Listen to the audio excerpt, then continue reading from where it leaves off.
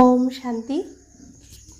আজ 21 জুন 2024 বাবার অমূল্য মধুর মহাবাক্য শুনব। আজকের মুরলিতে বাবা বলছেন, মিঠে মিঠে বাচ্চে, দেবতা হওয়ার পূর্বে তোমাদের অবশ্যই ব্রাহ্মণ হতে হবে। ব্রহ্মামুখ সন্তানই হলো সত্যিকারের ব্রাহ্মণ, যারা রাজযোগের পঠন পাঠনের দ্বারা দেবতায় পরিণত হচ্ছে। তো বাবা কত শিক্ষা দিচ্ছেন আমাদের, কত সুন্দর। এখন আমরা যে ব্রাহ্মণ তার প্রমাণও দিতে হবে। বাবা বলছেন, তোমরা দেবতা হওয়ার আগে অবশ্যই ব্রাহ্মণ হতে হবে। আজকের মূল্যের প্রশ্ন, অন্য সব সৎসঙ্গের থেকে তোমাদের এই সৎসঙ্গ অনন্য কোন দিক দিয়ে? উত্তর, অন্যান্য সৎসঙ্গে কোনোই এইম অবজেক্ট, কোনো লক্ষ্য থাকে না। আরই ধন দৌলত ইত্যাদি সব কিছু হারিয়ে লক্ষ্যহীনভাবে ঘুরে বেড়ায়। এই সৎসঙ্গে তোমরা লক্ষ্যহীন হয়ে যায়। এটি হলো সৎসঙ্গের সাথে সাথে স্কুলও। আমাদের এটা সৎসঙ্গ, আবার এটা স্কুলও।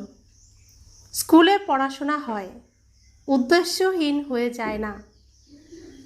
পড়াশোনা মানে হলো উপার্জন। ওম শান্তি।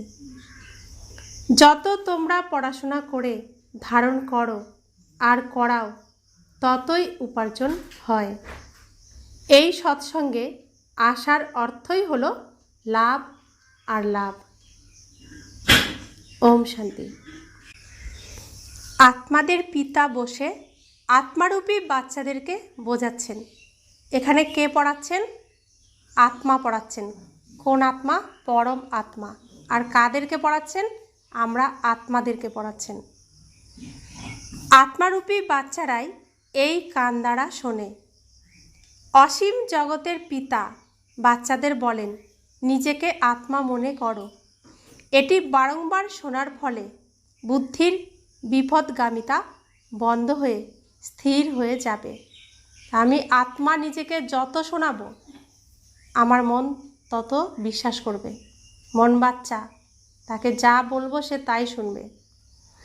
তো এটা বহু দিনের অভ্যাস চাই, তাকে বিশ্বাস করাতে হবে। কারণ 2500 বছর ধরে সে জানে আমি শরীর। তো তাকে বিশ্বাস করাতে হবে যে আমি আত্মা। বারবার বলতে হবে আমি আত্মা।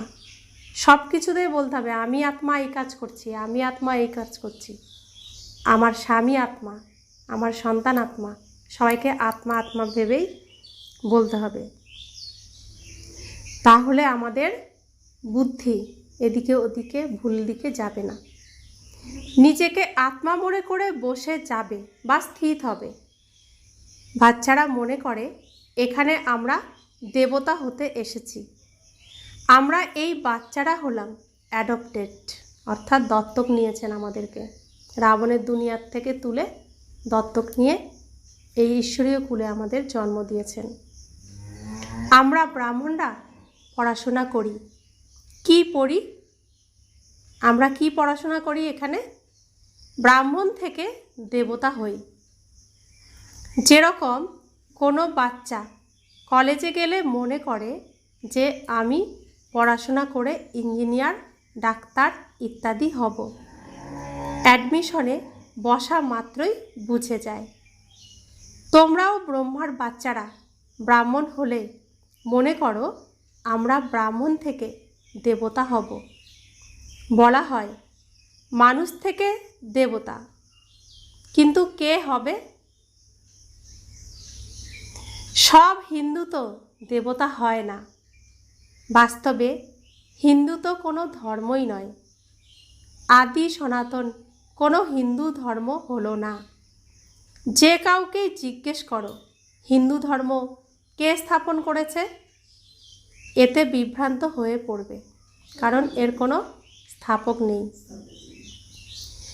এই নাম অজ্ঞানতার বশে রেখে দিয়েছে। হিন্দুস্থানে যারা থাকে তাদের তারা হিন্দু বলে। বাস্তবে এর নাম হলো ভারত নাকি হিন্দুস্তান? ভারত ভূমি বলা হয় নাকি হিন্দুস্তান ভূমি? হলোই ভারত। তো ওদের এটাও জানা নেই যে এটা কোন ভূমি, এটা যে ভারত তাও জানা নেই। অপবিত্র হওয়ার জন্য নিজেদের দেবতা মনে করতে পারে না। দেবী দেবতা পবিত্র ছিল। এখন আর সেই ধর্ম, সেই দেবী দেবতা ধর্ম নেই। আর সব ধর্ম চলে এসেছে। বুদ্ধের বৌদ্ধ ধর্ম, ইব্রাহিমের ইসলাম, ক্রাইস্টের খ্রিস্টান, যাই হোক হিন্দু ধর্মের তো কেউই নেই, অর্থাৎ হিন্দু ধর্ম স্থাপকের কেউ নেই। তো এখন এই পৃথিবীতে কি কি ধর্ম আছে? হিন্দু ধর্ম, বৌদ্ধ ধর্ম, ইসলাম ধর্ম, খ্রিস্টান ধর্ম। তো বৌদ্ধ ধর্মের স্থাপক আছেন গৌতম বুদ্ধ, ইসলাম ধর্মের স্থাপক ইব্রাহিম, খ্রিস্টান ধর্মের স্থাপক যীশু খ্রিস্ট। হিন্দু ধর্মের স্থাপককে কেউই নেই।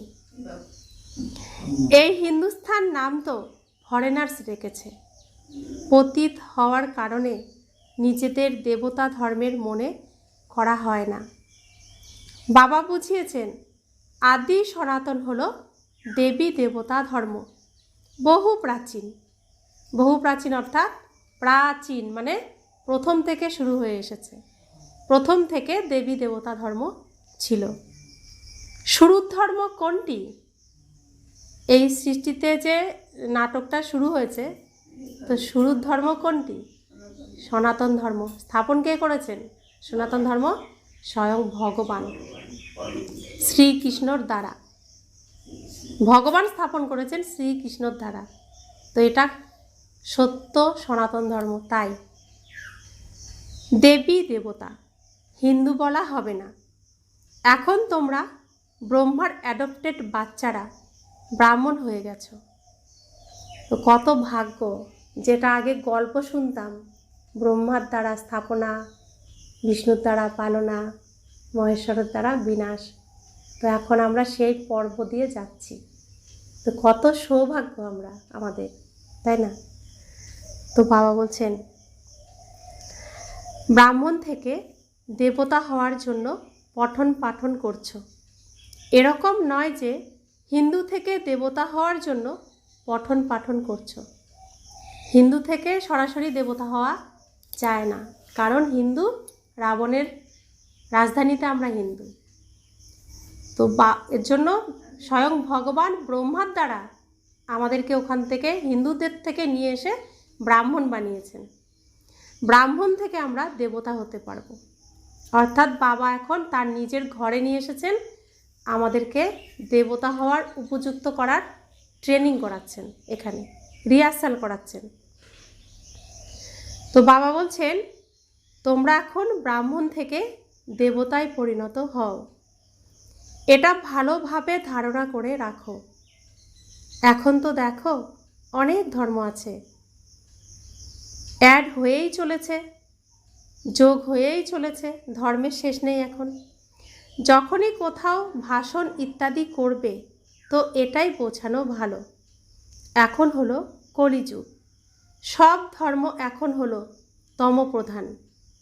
চিত্রের উপর তোমরা বোঝালে আবার সেই অধ্যত্ব চূর্ণ হবে, আমি হলাম অমুক, এই হই। বুঝবে আমরা তো হলাম তমপ্রধান, তখন সবাই বুঝে যাবে। সর্বপ্রথম বাবার পরিচয় দিয়ে দেওয়া হয়, আবার দেখাতে হবে এই পুরানো দুনিয়া পরিবর্তন হবে। দিন প্রতিদিন চিত্র ক্রমশ শোভনীয় হতে থাকছে। যেরকম স্কুলের বাচ্চাদের বুদ্ধিতে নকশা থাকে, তোমাদের বুদ্ধিতে সেই রকমই এই নকশা থাকা চাই।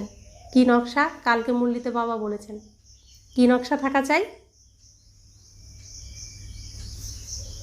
কলিযুগ, বেশ্যালয় বলেছিলেন, সঙ্গম যুগ, তারপরে সত্যযুগ। এই চিত্র আমাদের বুদ্ধিতে এই নকশাটা থাকা চাই বোঝানোর জন্য। নম্বর 1 ওয়ান ম্যাপ হলো এটা। উপরে ত্রিমূর্তিও আছে, দুটি গোলাও আছে, সত্যযুগ আর কলিযুগ।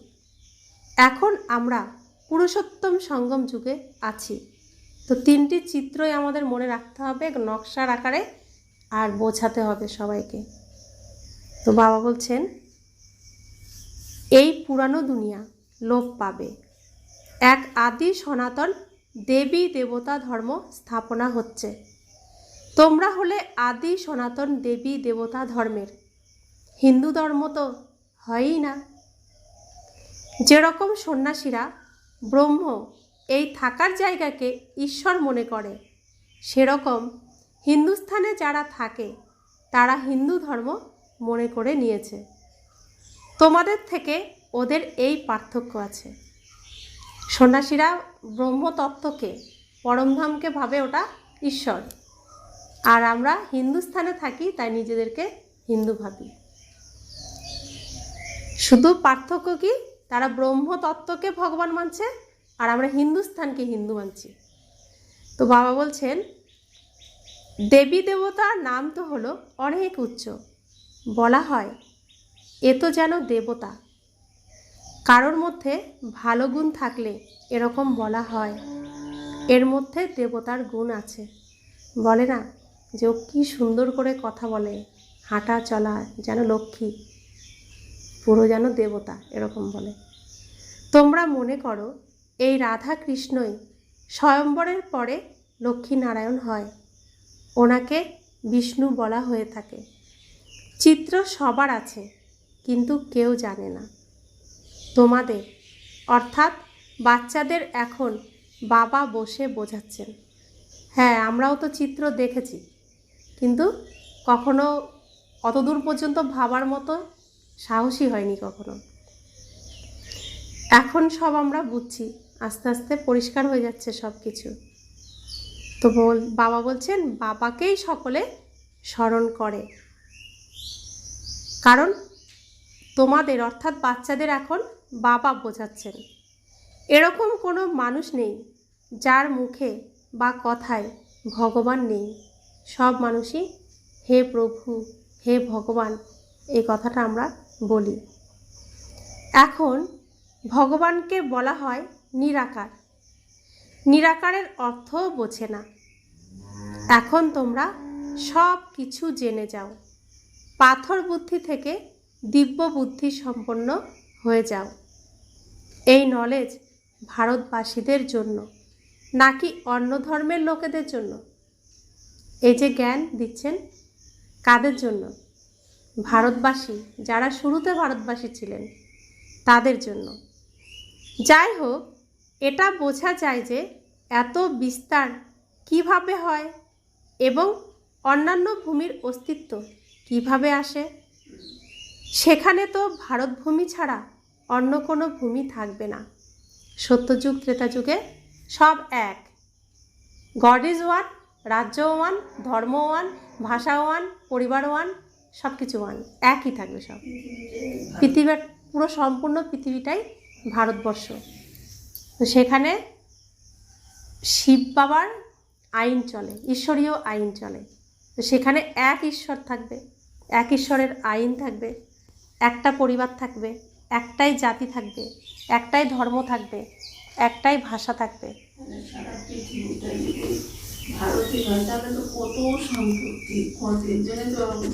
হ্যাঁ, তো বাবা বলছেন সেখানে ভারতভূমি ছাড়া অন্য কোনো ভূমি থাকবে না। এখন সেই এক ধর্ম নেই, যদিও আর সব ধর্ম দাঁড়িয়ে আছে। তাই বলবে আদি সনাতন দেবী দেবতা ধর্ম ছিল নাকি হিন্দু ধর্ম? আদিতে সনাতন ধর্ম ছিল নাকি হিন্দু ধর্ম ছিল? সনাতন, শাশ্বত ধর্ম। তোমরা এখন ব্রাহ্মণ হয়েছ দেবতা হওয়ার জন্য। প্রথমে অবশ্যই ব্রাহ্মণ হতে হবে। শূদ্র বর্ণ আর ব্রাহ্মণ বর্ণ বলা হয়ে থাকে, শূদ্র ডিনাস্টি বলা হয় না। রাজারা রানীরা আছে। প্রথমে দেবী দেবতা মহারাজা মহারানী ছিল, এখনও রাজা রানী তাদের পরিবার বংশ রয়েছে তো। আর প্রথমে ছিল দেবী দেবতা, মহারাজা মহারানী, এখন রাজা রানী। ভারত তো একই, আবার সেটা পৃথক পৃথক কিভাবে হলো? ওদের নাম চিহ্নই লুপ্ত করে দিয়েছে, শুধুমাত্র চিত্র আছে। লক্ষ্মীনারায়ণ, কৃষ্ণ, দেবদেবীদের শুধু চিত্র আছে, আর কিছুই তো নেই। নম্বর 1 হলো সূর্যবংশী। রামকে সূর্যবংশী বলা হবে না। এখন তোমরা এসেছো সূর্যবংশী হওয়ার জন্য। এ হলো নাকি চন্দ্রবংশী হওয়ার জন্য? সূর্যবংশী হওয়ার জন্য না চন্দ্রবংশী হওয়ার জন্য এসেছি? কোনটা হতে চাই? হব যখন পরিপূর্ণ, ফার্স্ট ক্লাস হব, তাই না? সূর্যবংশী হব। এ হলো রাজযোগ। আমরা যে শিখছি এটা হচ্ছে রাজযোগ, রাজা হওয়ার যোগ আর রহস্যকে জানার যোগ। তোমাদের বুদ্ধিতে আছে আমরা এরকম লক্ষ্মী নারায়ণ হব। হৃদয়ে খুশি থাকে বাবা আমাদের পড়াচ্ছেন, স্বয়ং ভগবান এসে আমাদেরকে পড়াচ্ছেন। যিনি সকলের পিতা, এখন তিনি শুধু আমাদের পিতা, আমাদের পিতা তিনি, আমরা বাবা বলি তাকে। অন্যরা তো বাবা বলে না। অন্যরা কি বলে? বাড়ির বাবা আছে, তাকেই কিছু করতে পারি না, আবার কোথা থেকে বাবা এসেছে। তো তাদের থেকে আমরা তো বুদ্ধিমান, যে আমার আসল পিতাকে চিনেছি না। তো বাবা বলছেন তোমাদের হৃদয়ে খুশি থাকে বাবা আমাদের পড়ান, মহারাজা মহারানী করার জন্য। এ হলো সত্যনারায়ণের সত্যিকারের কথা। এখানে বাবা পিতা সত্য, আর এই সৃষ্টির নাটকটাও সত্য, আর নাটকের ঘটনাটাও সত্য। আমরা সত্য ঘটনা সত্য পিতার কাছ থেকে জানছি। এতদিনও আমরা নারায়ণের কথা শুনতাম, জানতাম, কিন্তু পুরোটা সত্যি জানতাম না, কারণ অনেক কিছুই হিসেব মিলতো না, এক একজন এক এক রকম বলতো। এই জ্ঞানটা শুরু তেনে 5 বছর পর তেনে যদি এই জ্ঞানটা নেন না, তো তার এই চাকরির পড়াশোনা করার দরকার রইল না। হ্যাঁ, পূর্বে তোমরা জন্ম জন্মান্তর সত্যনারায়ণের কথা শুনেছ, কিন্তু সেটার মধ্যে কোনো সত্যতা নেই। ভক্তিমার্গে কখনো মানুষ থেকে দেবতা হতে পারে না। ভক্তিমার্গে আমরা এতদূর ভাবার সাহসই করিনি কখনো। দেবতাদের নিয়ে আলোচনা করারই আমাদের সাহস আসেনি। কোনো প্রশ্ন করা যায় না, পাপ হবে, পাপ হবে এই ভেবে। প্রশ্ন এসেছে মনে, কিন্তু বলার সাহস হয়নি। দেবতাদের নিয়ে কোনো আলোচনা করার মতো সাহস ছিল না। মুক্তি, জীবন মুক্তি পেতে পারে না সমস্ত মানুষেরই, অবশ্যই মুক্তি, জীবন মুক্তি প্রাপ্ত হয়। এখন সকলে বন্ধনে আছে। উপর থেকে আজও কোনো আত্মা এলে তো জীবন মুক্তিতে আসবে, নাকি জীবন বন্ধতে? এখন কোনো আত্মা জন্ম নিলে সে কি জীবন মুক্ত পাবে না বন্ধনে আসার সাথে সাথেই বন্ধনে আটকে যায়। অর্ধেক সময় জীবন মুক্তি, অর্ধেক সময় জীবন বন্ধতে যাবে। 2500 বছর জীবন মুক্ত। যখন একটাই পরিবার থাকে তখন এক ঘর থেকে আরেক ঘরে যেতে মা বাবার কাছে পারমিশন নিতে হয় না। যেমন এক বাড়িতে 3 ভাই, 4 ভাই, 5 ভাই যেমনই থাকুক, তাদের ছেলে মেয়েরা এক ঘর থেকে আরেক ঘরে যেতে মা বাবার থেকে কি পারমিশন নেয়? কারণ এক পরিবার, কোনো বারণ নেই। কিন্তু অন্য পরিবারে গেলে বলে যেতে হয় যে অমুক বাড়িতে যাচ্ছি। তো সত্যযুগ ত্রেতা যুগে একটাই পরিবার, তাই কোনো রোকটোক নেই, যেখানে যাও কোনো অসুবিধে নেই। তো বন্ধন নেই না সেখানে, মুক্ত জীবন। তো যখন কলিযুগে আসি, দ্বাপর যুগে আসি, তখন শরীরের ভানে চলে আসি, ধর্ম ভাগ হয়, পরিবার ভাগ হয়, দেশ ভাগ হয়। তো আটকে গেলাম ঘরে, ওদের বাড়ি যাবি না, পাশের বাড়ি গেলে ওদের বাড়ি যাবি না। আর তখন তো পাশের বাড়ি নেই, পুরোটাই বাড়ি। আর দ্রাপর যুগ থেকে পাশের বাড়ি চলে আসে। ইব্রাহিমের আলাদা, বৌদ্ধের আলাদা, খ্রিস্টানের আলাদা, শঙ্করাচার্যের সন্ন্যাসীদের আলাদা। তো সবাই বন্ধনের মধ্যে, গণ্ডির মধ্যে চলে আসে। অন্যান্য ধর্মের প্রত্যেকেই দাপর যুগেই আসবে। শুধুমাত্র যারা সনাতন ধর্মে আসবে, সত্যযুগে আসবে, তারাই এই ঈশ্বরীয় বিশ্ববিদ্যালয়ে পড়াশোনা করবে। আর তারা ট্রেনিং নিচ্ছে না, এখন রিহার্সাল চলছে দেবী দেবতা হয়ে। আমি এখানে যত দেবতার মতো চলবো, তো সেখানে সেরকমভাবেই আমি পদ পাবো। তো কৃষ্ণর মতো দেবতা, কৃষ্ণ তো ব্রহ্মা বাবা, লাস্ট অন্তিম জন্মেও কি দেবতার মতোই তার আচরণ। যখন পরমাত্মার সাথে তার পরিচয় হয়নি, তখনও তো রাজারা বলেছেন না যে আপনি, আপনার সমস্ত কিছু আচার আচরণ কত শ্রেষ্ঠ, আপনারই তো রাজা হওয়ার কথা ছিল। ভগবান ভুলবশত আমাদেরকে রাজা করেছেন। তো তিনি সবসময় মর্যাদায় থেকেছেন, এর জন্যই তিনি মর্যাদা পুরুষোত্তম। কখনো তিনি মর্যাদা উল্লঙ্ঘন কোনো জন্মেই করেননি। তো তিনি কৃষ্ণ সর্বশ্রেষ্ঠ, তাই না? তো তিনি অন্তিম জন্মেও দেবতা, তার স্ত্রী তাকে দেবতাই মানতেন, কারণ আচরণে, তাই না?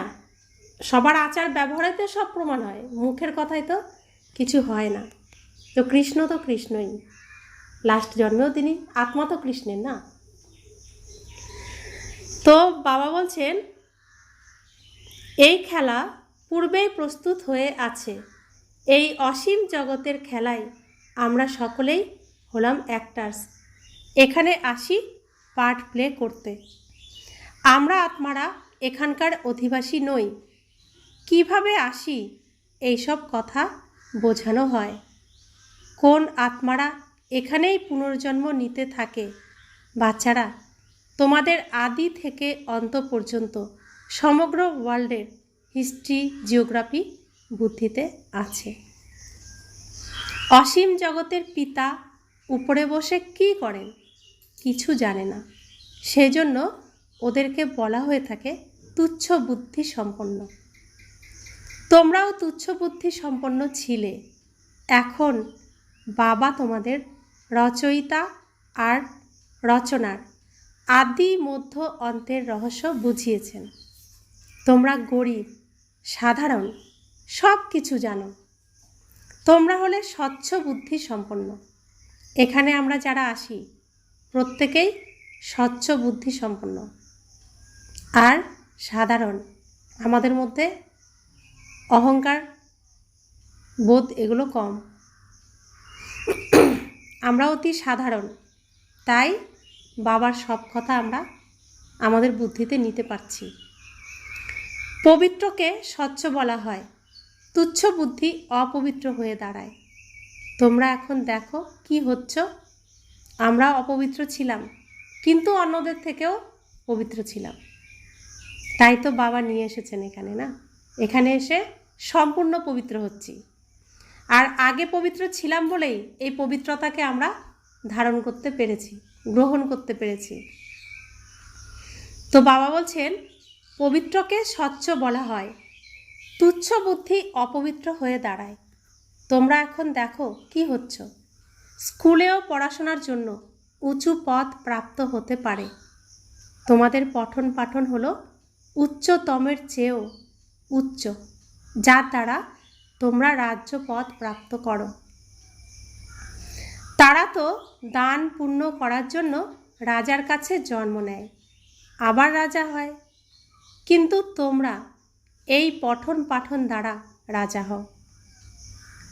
অর্থাৎ রাজারা অনেক দান পুণ্য করে পরবর্তী জন্মে আবার রাজা হওয়ার জন্য। আর আমরা রাজা কিভাবে হচ্ছি? পড়াশোনার দ্বারা। এখানে পড়াশোনা করছি, যে স্কলারশিপ নিয়ে পাশ করবে সে রাজা, মহারাজা হবে, শুধু রাজা না। আর যে যেরকম পড়াশোনা করবে সেই অনুযায়ী হবে। মহারাজার মতো হলে মহারাজা, রাজার মতো পড়াশোনা করলে রাজা। তবে এখানে যারা পড়াশোনা করবে একদিনের জন্য হলেও সে রাজা হবেই হবে। দ্রাপর যুগে এসেও কিংবা কলিযুগে এসেও রাজা হবে। তো বাবা বলছেন, বাবাই বলেন আমি তোমাদের রাজযোগ শেখাই। এখানে রাজা হওয়ার যুগ। সত্যযুগ ত্রেতা যুগে যারা রাজা মহারাজা হতে পারবেন না, দাসদাসী প্রজা, তারা তো দ্রাপরেও আসবে। দ্রাপরে রাজার সংখ্যা বেড়ে যায়। কলিযুগেও রাজা থাকে, তো রাজা আরও বেড়ে যায় না? তো 33 কোটি যারা আমরা থাকবো এখানে পড়াশোনা করব, তারা প্রত্যেকে একবার হলেও রাজা হব, কারণ রাজা হওয়ার স্কুলে আমরা পড়ছি। তাই তো বাবা বলছেন, বাবা ব্যতীত কেউই রাজযোগ শেখাতে পারে না। বাবাই তোমাদের রাজযোগের পঠন পাঠন করান। তোমরা আবার দ্বিতীয় জনকে বোঝাও। এর জন্য হচ্ছে অর্জুন, মানে আরজন। প্রথম হচ্ছেন শিখেছেন কে? শ্রীকৃষ্ণ। তিনি আবার আরেকজনকে শিখিয়েছেন, তো হলো অর্জুনকে শিখিয়েছেন। হিন্দিতে কি বলে? অর্জন, মানে হ্যাঁ, আরেকজন। এর জন্য বলছে শ্রীকৃষ্ণ অর্জুনকে গীতা জ্ঞান দিয়েছেন, মানে নিজে প্রথমে পেয়েছেন, তারপরে আরেকজনকে দিয়েছেন। তা আরেকজনকে দেওয়াকেই বলছে অর্জন। অর্জনকে আমরা এখানে কি বলছি? অর্জুন। মানে কোথার থেকে কোথায় চলে এসেছি। তো আমরাও আমি পেলাম বাবার কথা, বাবার পরিচয়, আমি এসে আমার পরিবারকে আরেকজনকে দিলাম। আমরা প্রত্যেকে প্রথমে নিজে পাচ্ছি, আবার আরেকজনকে দিচ্ছি, তো অর্জনকে দিচ্ছি। তো এটা হয়ে গেল অর্জুনকে দিচ্ছি। তো বাবা বলছেন, বাবা রাজযোগ শেখান যাতে তোমরা অতীত থেকে পবিত্র হয়ে যাও। নিজেকে আত্মা মনে করে নিরাকার পিতাকে স্মরণ করলে তোমরা পবিত্র হয়ে যাবে। আর চক্র সম্বন্ধে অবগত হওয়ায় সত্যযুগে চক্রবর্তী রাজা হয়ে যাবে। চক্র কি? কোন চক্র? যাকে বাবা বলছে 5 স্বরূপের চক্র, অনাদি, আদি, পূজ্য, ব্রাহ্মণ। তো আমরা পরমধাম থেকে সৃষ্টির শুরুতে কিভাবে আসি, তারপর শুরু থেকে শেষ পর্যন্ত আমরা কি কি রূপে এখানে থাকি, এটাই হলো চক্র। তো আমরা এই সম্পূর্ণ আদি মধ্য অন্তের সমস্ত রহস্যকে জানলে, এই চক্রটাকে জানলে আমরা হয়ে যাই চক্রবর্তী রাজা। এটি বোঝানো খুব সহজ। এখন দেবতা ধর্মের তো কেউই নেই, সবাই অন্যান্য ধর্মে কনভার্ট হয়ে গেছে, রূপান্তরিত হয়ে গেছে। তোমরা কাউকে বোঝালে সর্বপ্রথম বাবার পরিচয় দাও। বাবা বোঝান অন্যান্য ধর্মে কত চলে গেছে, বৌদ্ধ, মুসলমান ইত্যাদি প্রচুর হয়ে গেছে। তলোয়ারের জোরেও মুসলমান হয়ে গেছে। তখন ইব্রাহিম এসে সনাতন ধর্মের আত্মাদেরকে জোর জবরদস্তি মুসলমান করছিল। বৌদ্ধ অনেক হয়ে গেছে, আবার এই অশান্তির জন্য শান্তির ধর্মে চলে গেছে। একবার স্পিচ করাতেই 1000 বৌদ্ধিতে পরিণত হয়েছে। খ্রিস্টানও ওই রকম এসে স্পিচ দেয়। সব থেকে বেশি আদমশুমারি এই সময় ওদেরই। বাচ্চারা, এখন তো তোমাদের বুদ্ধিতে সমস্ত সৃষ্টির চক্র আবর্তিত হতে থাকে। তখন বাবা বলেন, তোমরা হলে স্বদর্শন চক্রধারী। স্বদর্শন চক্র বিষ্ণুর দেখানো হয়, কিন্তু মানুষ এটা জানে না স্বদর্শন চক্র কেন বিষ্ণুর দেখানো হয়।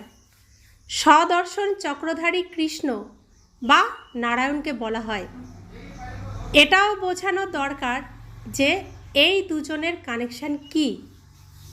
এই 3 হলো একই। বাস্তবে এই সদর্শন চক্র তোমাদের অর্থাৎ ব্রাহ্মণদের জন্য। 3 জন কে কে?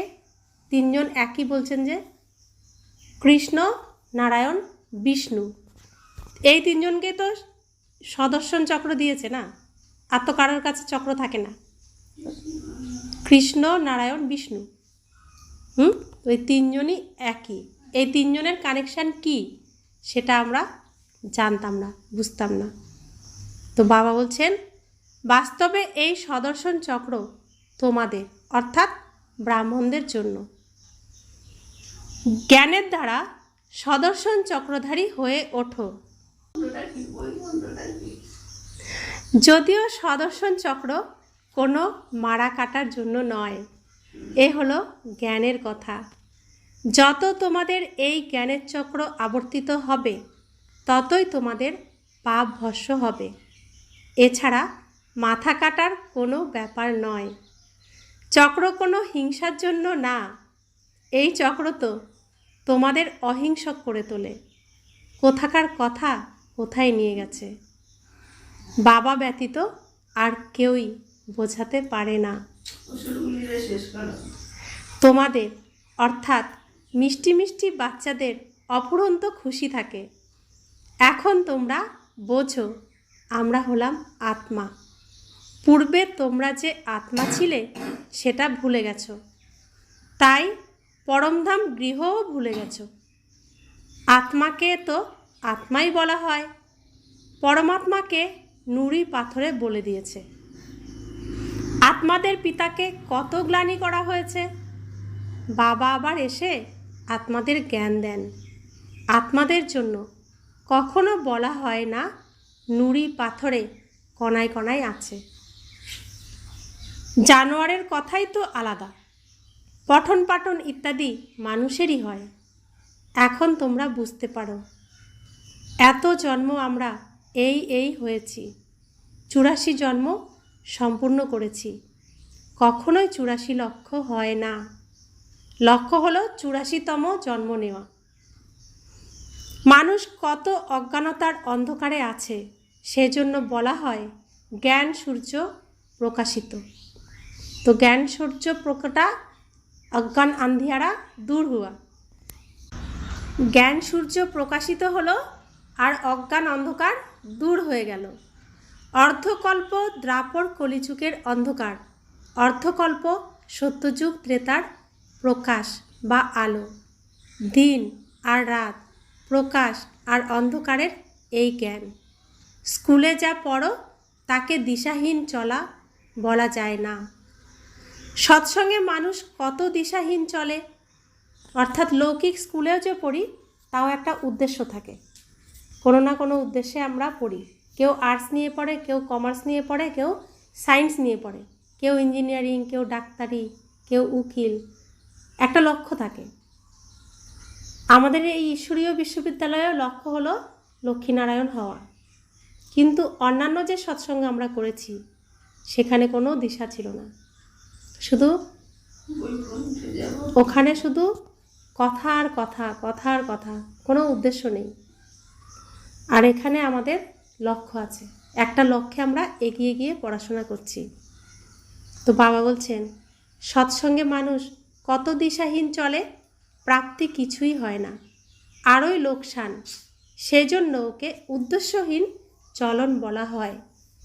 দিশাহীনভাবে ঘুরতে ঘুরতে ধন দৌলত ইত্যাদি সব হারিয়ে কাঙ্গাল হয়ে পড়ে। এখন এই পড়াশোনাতে যে যেমন ভালো করে ধারণ করবে আর করাবে, ভালো লাভ আর লাভ হবে। ব্রাহ্মণ হয়ে গেলে লাভ আর লাভ। তোমরা জানো আমরা এই ব্রাহ্মণরাই স্বর্গবাসী হই। স্বর্গবাসী তো সবাই হবে, কিন্তু তোমরা ওখানে উচ্চ পদ প্রাপ্ত করার পুরুষার্থ করছো। অর্থাৎ সব ব্রাহ্মণরাই স্বর্গবাসী হবে, হয় সত্যযুগে না হলে ত্রেতা যুগে।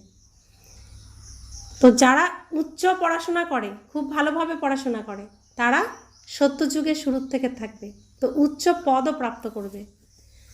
এখন তোমাদের সকলের বানপ্রস্থ অবস্থা, অর্থাৎ আমরা এখন সাইলেন্স ধারণ করছি। সাইলেন্স মানে একদম নিঃশব্দে বাবার স্মরণ করা, মুখে উচ্চারণ করেও নয়।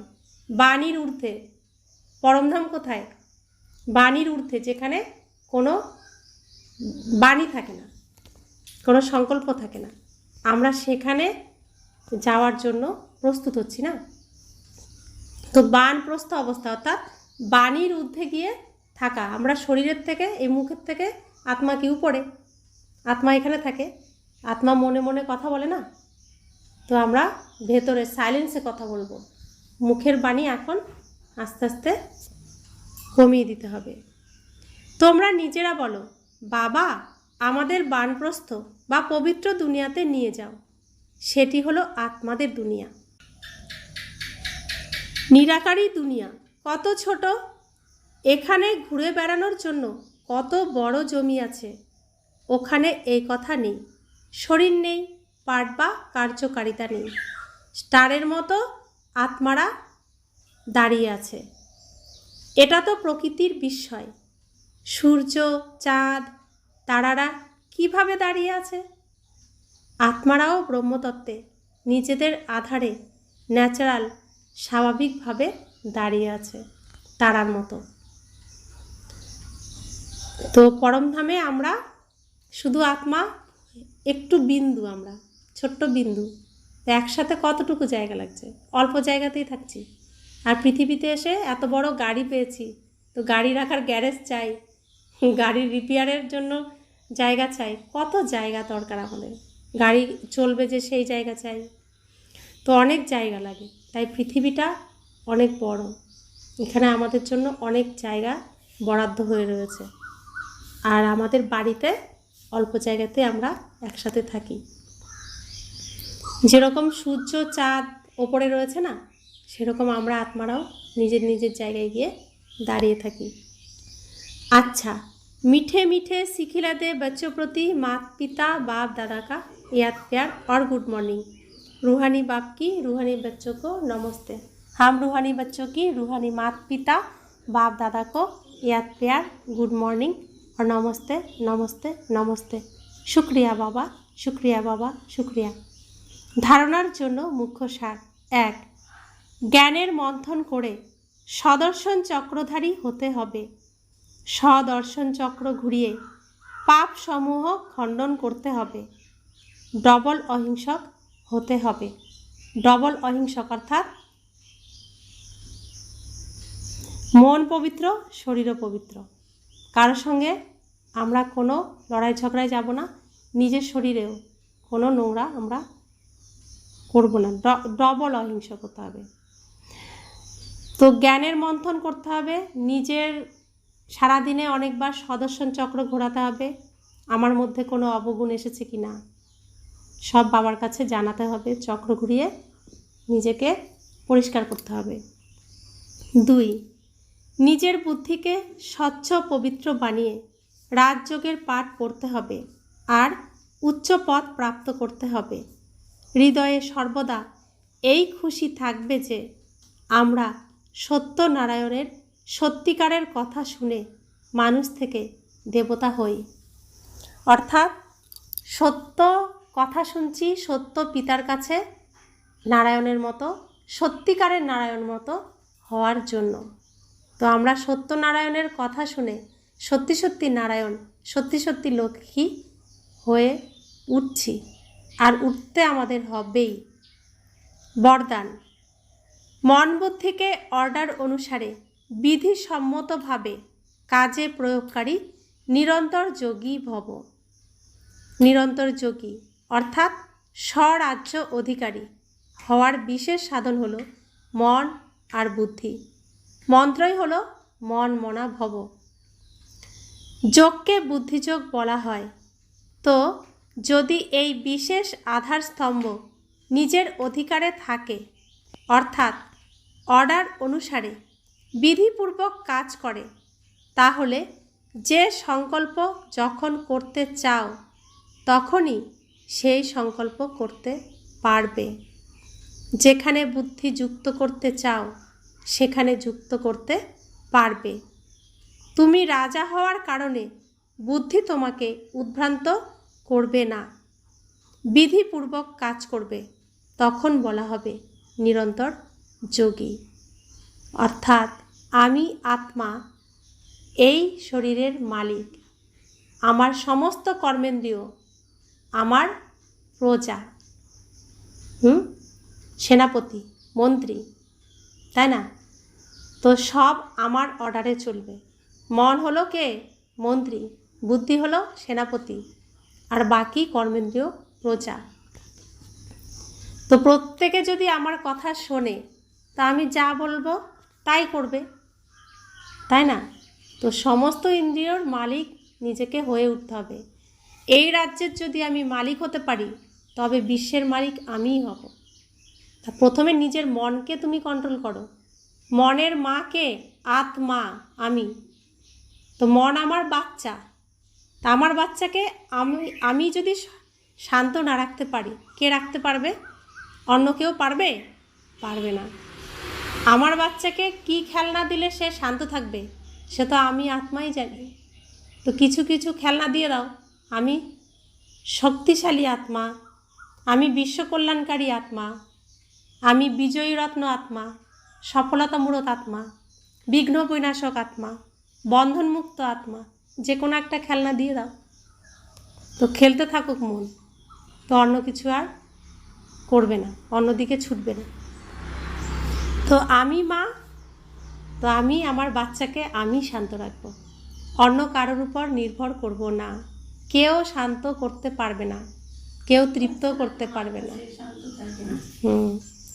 স্লোগান: মাস্টার বিশ্ব শিক্ষক হও, সময়কে শিক্ষক বানিও না। সময় এসে আমাদেরকে দেবতা বানাবে, স্বয়ং ভগবান আমাদের শিক্ষক, তিনি আমাদের পড়াচ্ছেন, আমরা তার শ্রীমত অনুযায়ী হব। সময় এসে আমাদেরকে ধর্মরাজের সাজা খাইয়ে তারপর বানাবে, তবে আমাদের এটা কি অপমান, বাবার অপমান, তাই না? তো বাবার মান আমাদের রাখতে হবে, আমাদের মানও আমাদেরকে রাখতে হবে। ওম শান্তি।